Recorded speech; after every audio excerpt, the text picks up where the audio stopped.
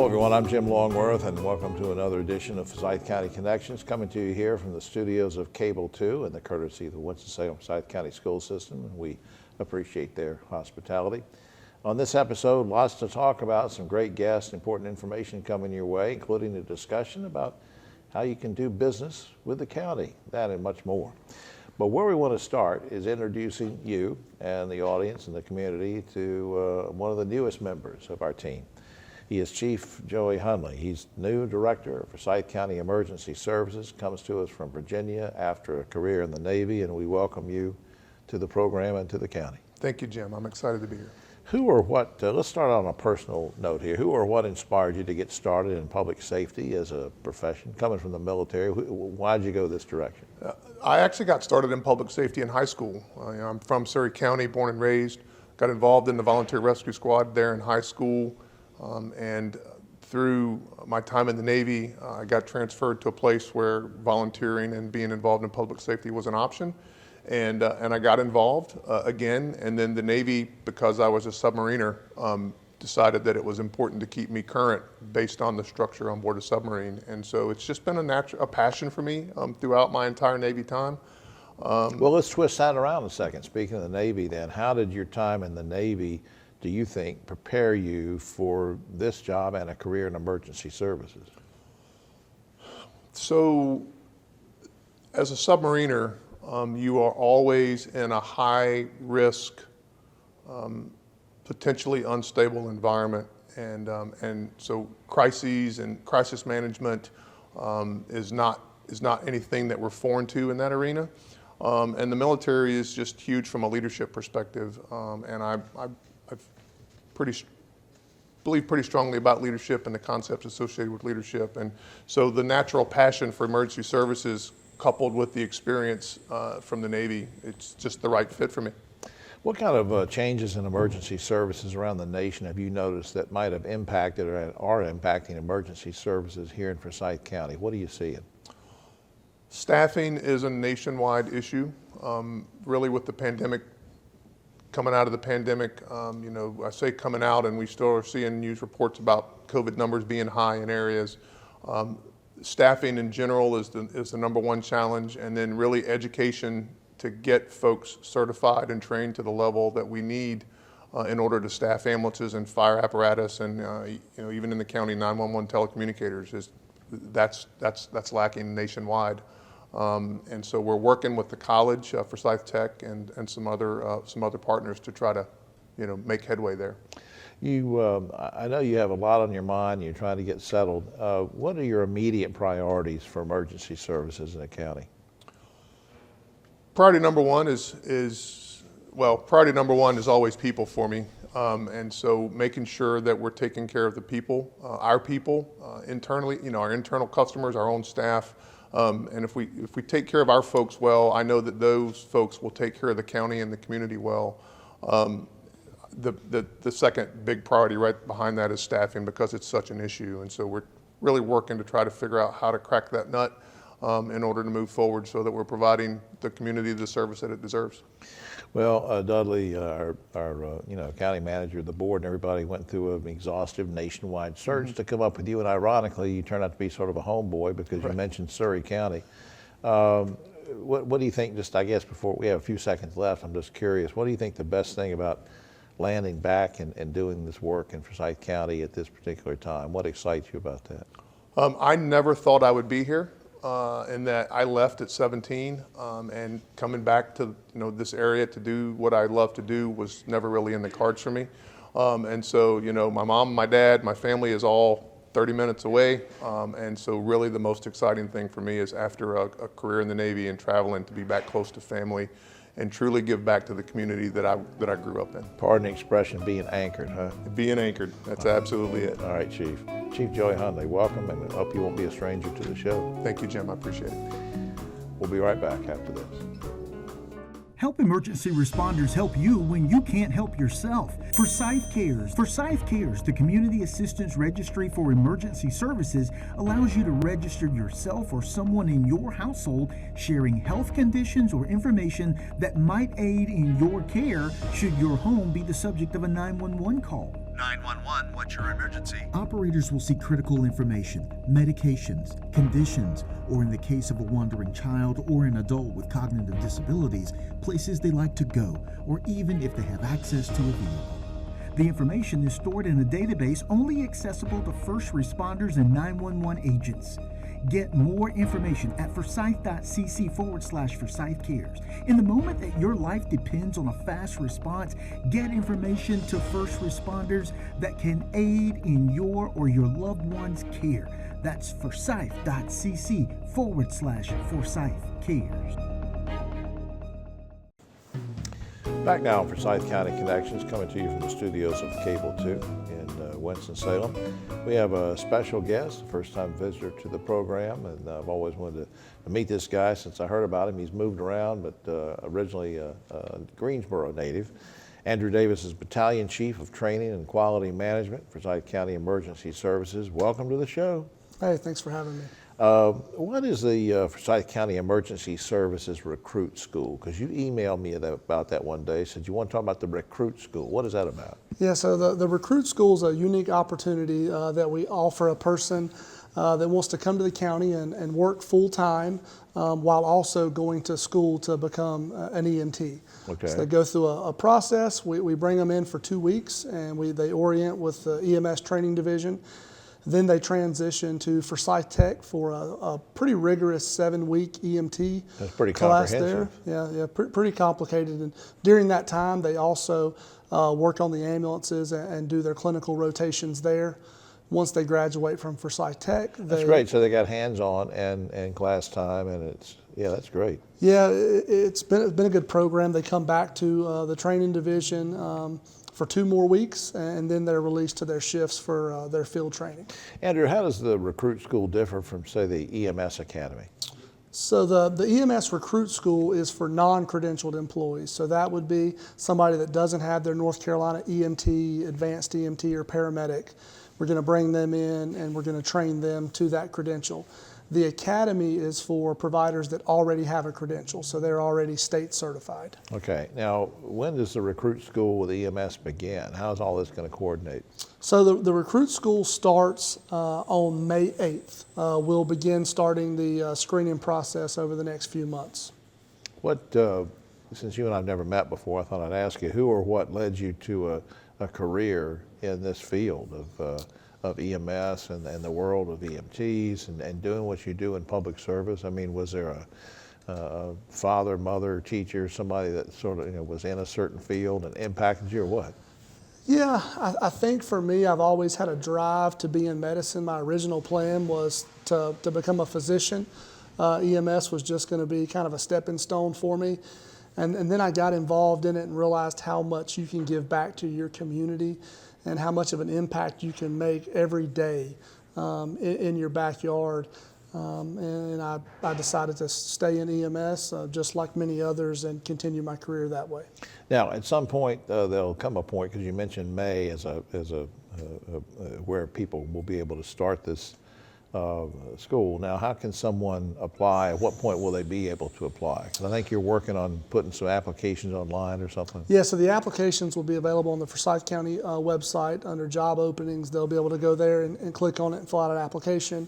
But also, if they have any questions, they can also call Forsyth County Emergency Services main station, talk to myself or any of my staff, and we can give them any information they need and help them through the process. Now, I don't want to put words in your mouth, but it seems to me that this is a perfect time or a great time or an appropriate time for you to be doing this and being engaged in it, because there's still, as far as I know, a shortage of EMTs around the country and EMS personnel that, I mean, there are communities that are really hurting on that front. I mean, was that sort of a motivation for you and what you need to do with this?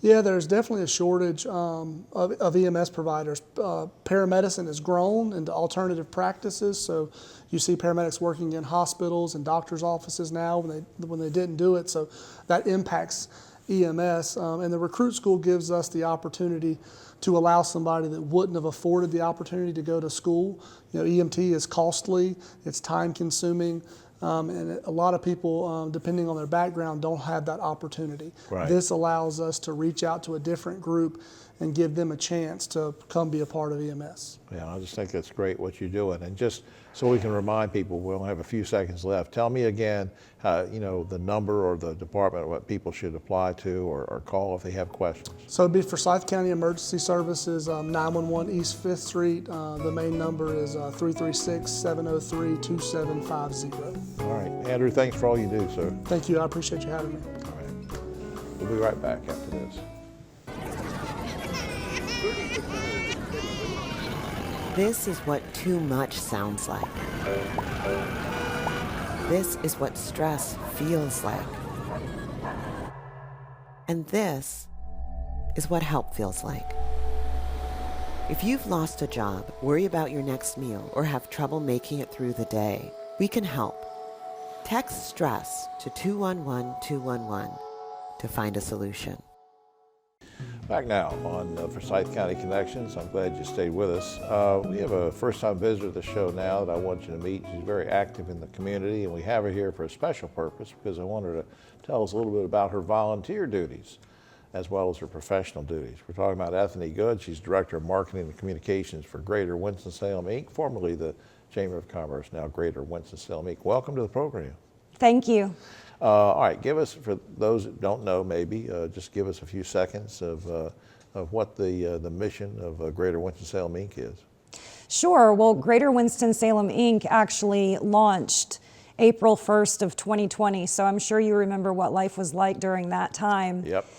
We had a consolidation between two legacy organizations in the community, the Winston-Salem Chamber of Commerce, which was established in 1885, and Winston-Salem Business, Inc. Right. And so at that time, we brought together all of the activities involving economic development for Winston-Salem and Forsyth County. So we are now both helping local businesses, supporting them and helping their growth and expansion, and also recruiting companies and talent to come here and continue to grow the community. And I can't think of anybody better than you as somebody that's worked around in the area for a long time, went to UNCG, worked at Channel 12, WXII, a varied background, and to be in a position not only to do the things you do in the office every day, Yes. but what we want to talk about is the fact that you have that sort of volunteer spirit about you too, and I want to make sure I get this right. You're on the Community Appearance Commission Advisory Board. Yes. All right, so first, tell me what that's all about. So the Community Appearance Commission is an advisory committee that's of Winston-Salem and Forsyth County. And so you can apply to join it. You can just volunteer for a variety of different positions to support your civic duty and community responsibility. The Community Appearance Commission, again, you can apply to be on it, and then either the city council or the county commissioners will approve your appointment. Now, there was something I was reading about the board, the advisory board, and I believe, and correct me if I'm wrong, that it involved you folks on there to sort of review certain projects. Give me an example of something that you might review. So any of the projects that have been publicly funded go to the Community Appearance Commission for review. So we look at projects like improvements made at Haynes Park, or renovations and expansion at North Forsyth High School, something like a fire station, Salem Lake, there were some improvements there. And so Right. these have received public dollars, and they're examples of some of the projects that come to the committee for review. That's neat. Now, you also, your commission and the advisory board and the commission host, as I understand it, special events from time to time, like there's an awards thing? Or Yes, what's that's that about? correct. So we want to honor those in the community that really help to preserve its character, help to make it a really excellent place to live with a great quality of life. And so projects, you can again apply to receive one of these awards. A committee reviews that and then gives them out at a special celebration. Well, I know you're busy. I guess the final thing I want to ask you, because I know you're very busy with the Winston-Salem Inc., but what made you want to volunteer and spend your time to help out? I went through Leadership Winston-Salem, and one of the courses in that program is Government Day. And you really get a sense of what it takes in order, again, to just build a great community. And it takes all of us to do that, right? And so you do have to get involved and to really be a part of the community and to give back. I can see in your eyes, it's like your eyes are smiling because you really believe in this, and I just appreciate you being someone who's taking time to volunteer, and that encourages others to do it too. And for more information, of course, you can go to the general website of co.forsyth.nc.us. But thanks for doing this, and I hope you come back sometime. Thank you. All right, Ethanie. We'll be right back after this. What do you think you're doing, Kevin? Was just gonna drive home. There are several warning signs present that you shouldn't be driving. Like hearing voices? Like your text-to-emoji ratio? Oh man, the selfies. Selfie. Nailed it. We all have warning signs that let us know that we're probably not okay to drive. Mine is pretending to be your subconscious. Craig, come on man, let's split a ride home.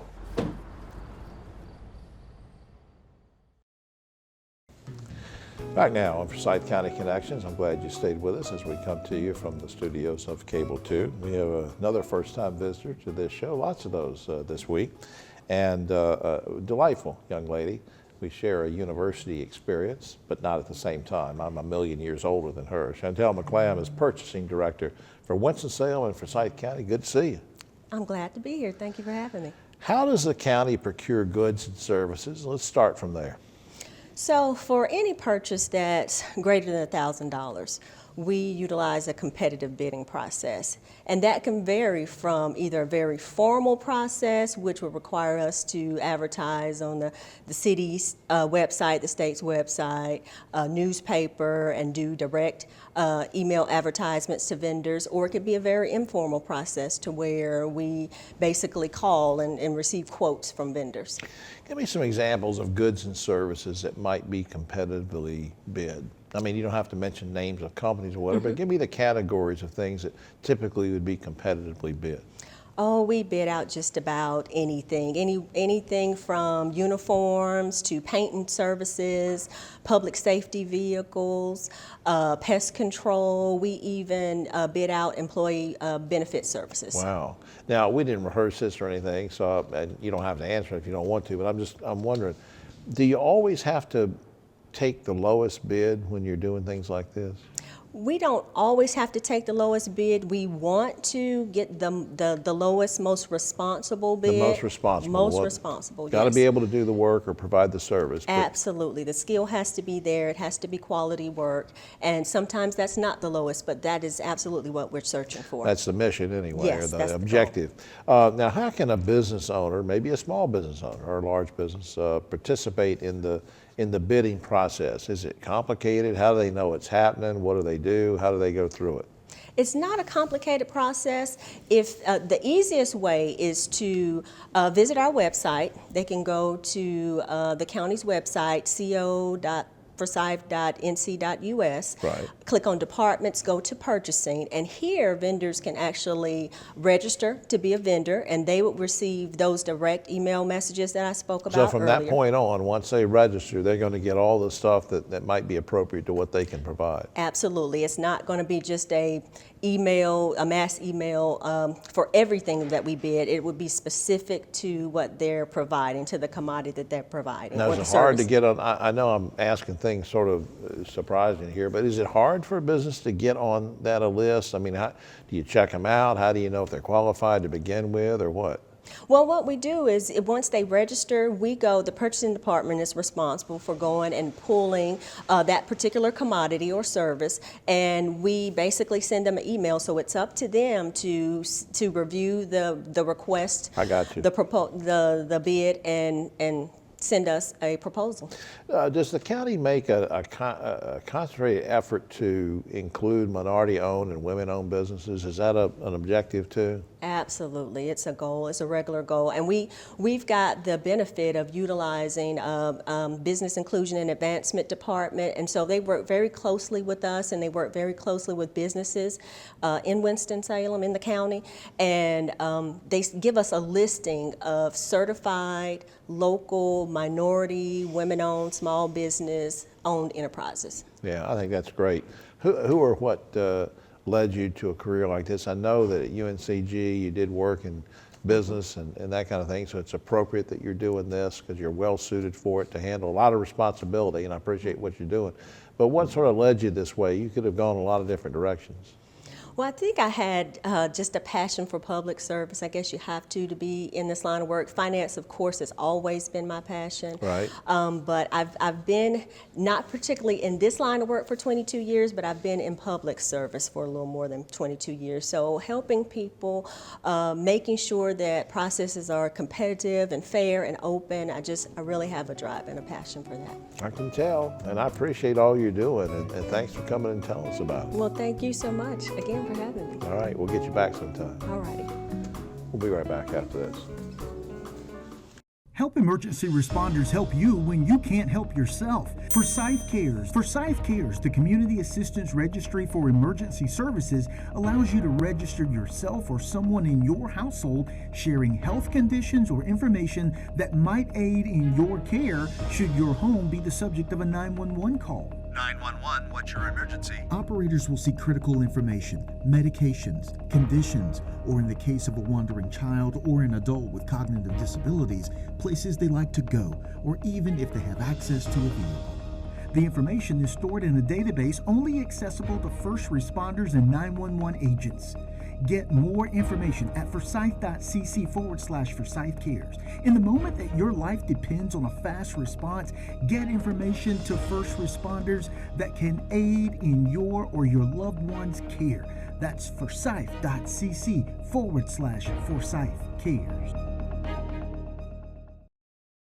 Back now on Forsyth County Connections, coming to you from the studios of Cable 2, and in our final segment of this half hour, we bring back a guest. He's always real busy, but we snatched him away from the office and got him to come out here to spend a few minutes to talk about some topics that I thought would be of interest to everybody. Dudley Watts, our county manager, good to have you back. I'm glad to be back.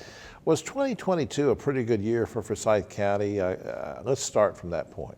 Oh yeah. It was a busy, complicated, dynamic year, but I think we pushed ourselves through it. You know, still had COVID issues and just lots of fallout from that. But it was good, and I'm excited about 2023. The county now has 2 new commissioners on the board. How does that affect what you're doing and how the county operates, the onboarding process? What does that all look like as we get adjusted? Yeah, so 2 new commissioners, both of them have prior elected service. Obviously, Commissioner Woodbury at the School Board of Education, and then Commissioner Bessie with the City of Winston. So it's a different onboarding process because I'm not really, we're not having to introduce them to government and sort of per se, but it's really how the county operates differently than those boards, and then it's the county service set, and so. There's sort of the internal onboarding, which we've done. There's also the School of Government has a class for newly elected county commissioners, and I think both of them will attend that. And then it's really just learning as we go. Yeah, so, but as you said, they're both veterans, which would be a lot more different than if somebody elected me to be on the board, and I'd have to start from scratch and learn, but these folks come on and they're ready to go. Yeah. Most businesses and organizations have a strategic plan and a formal planning process, that kind of thing. I don't think I've ever asked you this before, but is that the same that happens for the county, and if so, how is that shaping up? Yeah, so strategic planning is really part of the calendar that we have, and so and it's really a year-round process. But in the fall, really, it's kind of the staff starts working on the management side of the strategic plan. We have those meetings. We're in the middle of those now. We will publish a document that's out on the web, and the board will get, which sort of dovetails into the budget process, they have a board winter work session which is a time where they aren't conducting business, but they sit down and meet over an extended day and talk through issues and sort of do their preparation heading into budget. All right, I'm confused. Help me out for a second now that we're taping this, just for a disclaimer, we're taping this on January the 11th. Are you saying that there was already a winter work session or there's one coming up? There's one coming up, so it'll be February the 23rd. It'll be a Thursday morning. They'll go into that session. There's work that goes into that and information that's shared going into that, but it's really an opportunity to step back and say, you know, what issues, what projects, what concerns do we have that we need to have top of mind going into budget. And that all involves, you know, whether these things that you want to do are funded. That brings me to a very quick question. I don't want to spend a lot of time on this, but I've noticed in some recent reports that you seem to do pretty well with getting and using federal funding, right? Yeah, federal funding and some state money, and then there's federal money that flows through the state. And so, yeah, we have, I think, certainly gotten our fair share. Obviously, a lot of it had flowed through the COVID response, and so, you know, that's worked well. We've gotten some additional funding around opioids, the opioid settlement. The ARPA dollars were big, and so, yeah. So how is 2023 shaping up? If you have Dudley Watts' crystal ball, what are you saying in terms of everything from budget to economic development to services to social services? I mean, the million things that you oversee, how are we shaping up? So it's sort of the year where there have been a lot of seeds planted in the past. And so the community will really see, both in terms of construction projects and in terms of sort of initiatives, these seeds will start really growing, and so the community will see it. It'll be all the ARPA dollars that have gotten out there. It's construction projects like the airport projects that are underway, Caladium coming up out of the ground downtown. The new courthouse, we will be moving into the new courthouse in 2023. That will change operations significantly. We probably need to do a show on sort of the courthouse project and how it's finishing up. It's going to be an amazing facility, but also around initiatives, the Cure Violence model that was funded, opioid prevention activities, really the seeds of all the work's been done in the past will be growing. So there's a lot going on. Very quickly, how can folks best stay plugged into what's going on in the county? Yeah, and so lately the board's funded a new centralized marketing kind of communication effort. This show's one place that we'll be doing it, but our website, social media, we've gotten much more active in that. You'll see us in the newspaper. That it should be easier. Right, and of course you can see lots of episodes of Forsyth County Connections. You can go to, you see this up on screen, the whole show, so I'm looking right at it, connectwith.forsythcountync.gov, and you can find them on YouTube and everything. I want to thank, very quickly, all the folks associated with the show. Ed McNeil, who oversees the program. Dudley, of course, helps us every month. TJ and Kevin from the Cable 2 family here, and they've just been great. And Tracy Doyle helping out as well. A fine group of folks that put this show together for us, and I'm just lucky to be around. And I'm fortunate that you took time to watch us. I'm Jim Longworth. We'll see you on the next show.